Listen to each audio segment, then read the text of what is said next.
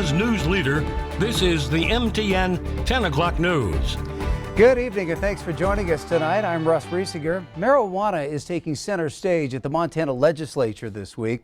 Voters overwhelmingly approved measures to legalize recreational cannabis last November, but now lawmakers are trying to figure out how to implement that.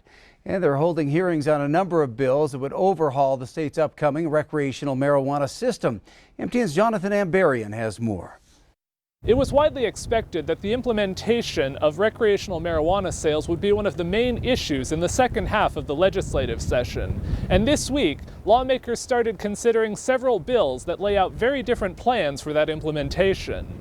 The most talked about bill has been House Bill 701, sponsored by Representative Mike Hopkins, a Republican from Missoula. That bill will be heard in committee on Wednesday. It would maintain separate licensing for medical and recreational marijuana providers, and delay the issuing of licenses from October to January. It would require local governments to opt in to allowing recreational marijuana businesses before one could open, and it would redirect up to $6 million a year in revenue to the Heart Fund, Governor Greg Gianforte's proposed account for substance abuse and mental health treatment. It is exactly what I sought out to bring forward to the legislature and to the people of Montana, which is a fully functioning, comprehensive program for the implementation of a safe, controlled, responsible program. Two other bills had hearings in the House Business and Labor Committee on Tuesday. House Bill 670 from Republican Representative Derek Skees of Kalispell would have only a single license for marijuana businesses. They could sell medical marijuana at a 5% tax, up from 4% currently, and recreational marijuana at a 15% tax, down from 20% in Initiative 190. The money would go towards state pension liability and into a trust fund to address the impacts of marijuana use. The bill would delay recreational sales until March. This is not a race to get recreational marijuana up and going,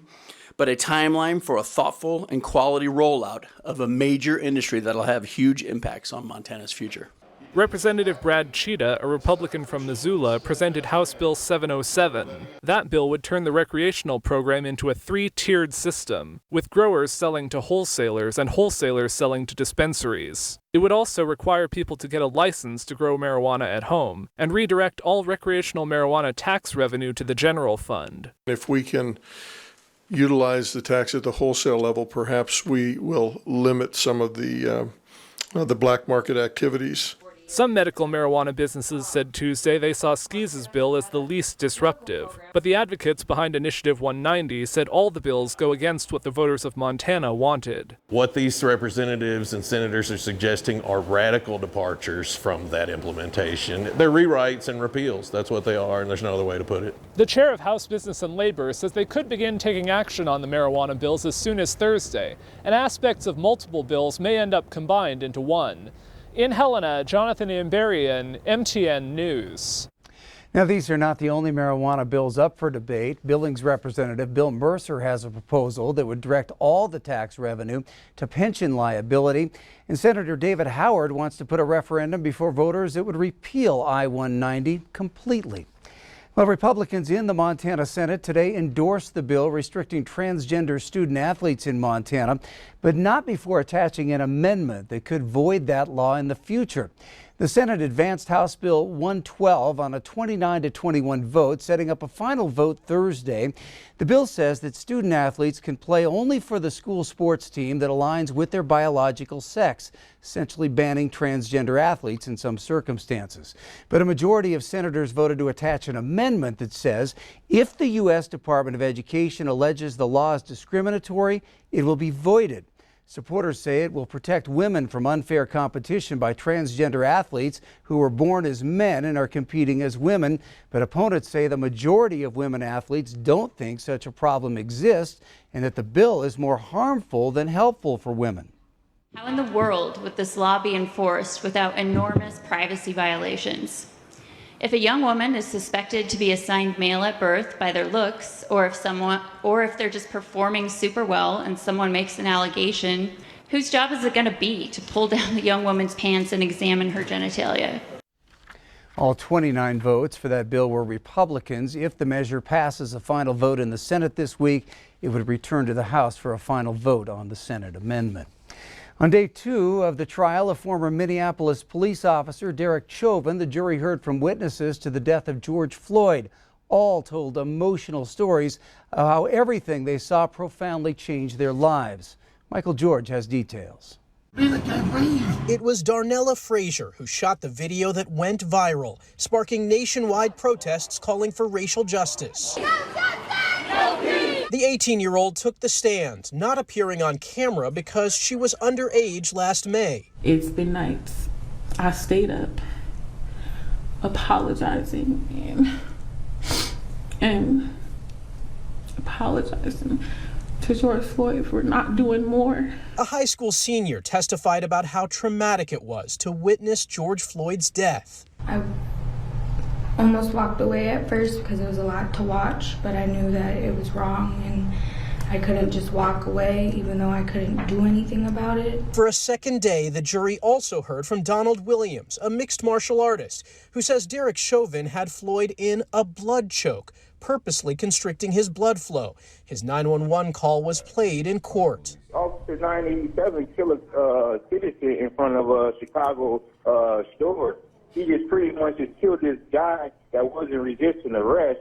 He had his knee on the dude's neck the whole time. Williams cried as he heard the recording. Get off of his f***ing neck, bro! On Frazier's video, he was the one speaking to the officers. The defense focused on what he said. After you called him a bum 13 times, you called him a f***ing bum.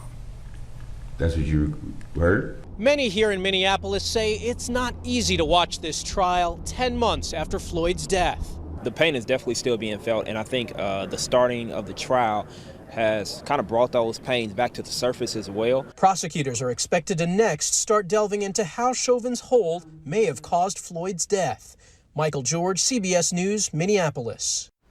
Chauvin faces murder and manslaughter charges. The most serious charge, second-degree murder, carries a maximum sentence of 40 years in prison. Come tomorrow morning, if you want a COVID test, there's a new, more permanent location set up at Billings Clinic. Overnight, the clinic will move its viral triage unit to its new home at the same-day care clinic on North 29th. Here, patients will get tested for COVID as well as other respiratory illnesses like strep and the flu. The goal is to keep patients with a potential viral infection separate from others at the hospital. Officials say the new location will help serve a need for COVID testing that's sure to be around for years to come. We know that COVID is not going away. We hope that we'll start seeing it a little bit less and we can have better control with vaccines and just what we've learned over the last year. But we do know that COVID is very contagious and that the right thing to do is to kind of separate and isolate our potential COVID patients. And so that's why we designed this space to be where we forever care for COVID patients as well as all viral patients that come in. The same-day care viral area was constructed with donations as well as state grants. It opens tomorrow at 7 a.m. School District 2 administrators are scrambling right now as they look to head off a multi-million-dollar shortfall. This after cutting $4 million in nearly 40 full-time positions last year. Now the elementary budget is still projected to come up $3.2 million short. Well, today members of the Billings School Board met virtually to hear more about the history of this deficit. Q2's Mitch Legge joins us now to break down what trustees learned. Billings School Board trustees met virtually Tuesday to discuss an estimated $3.2 million budget shortfall in the elementary school's budget for next school year. At the meeting, School Superintendent Greg Upham said that the problem started when one-time only money was used to cover $900,000 worth of expenses when 2 new middle schools opened up in the 2017-2018 school years. That one-time only money was spent before Upham became superintendent of Billings Public Schools. Over the course of 2019 and 2020, $4.1 million and 38 full-time positions were cut from the elementary schools to try and balance the budget. Positions that Upham said the district needs back if students are to keep up with test scores from year to year. Upham said the current deficit of $3.2 million is a combination of lost student enrollment, a large increase on the cost of insurance, and extra costs to operate the 2 new middle schools, Ben Steele and Medicine Crow. Another unknown in next year's budget for the district is negotiations with the teachers union. Generally, negotiations center around adding percentages of base salary, where a 1% increase costs the district an additional $1 million. And the trouble for the district is it spent about $4 million last year paying out severance packages to retiring teachers. Upham said the high severance payout at the end of the year makes it tough for the district to offer teachers an increase in salary. The district's responsibility to its severance package is a factor in that and creates a challenge and inability to place percents on base that in negotiations assist in helping that process through, or at least allows us to be in the same conversation with our peer districts. Now, the district could receive some help this year from $12 million expected in federal coronavirus relief money. Some of that money has some minimal restrictions on how it can be spent, so it might be able to be used to shore up the budget. However, Upham said that is a strategy that is unsustainable. Reporting in Billings, Mitch Laggy, MTN News. Thank you, Mitch. Still ahead on the MTN 10 o'clock news here on Q2, pregnancy during a pandemic. From appointments alone to being diagnosed with COVID right before delivery, we'll hear the stories of some new Montana moms next. And in sports, hitting the ground running, we'll catch up with Montana State's new head coach as spring football kicks into full gear.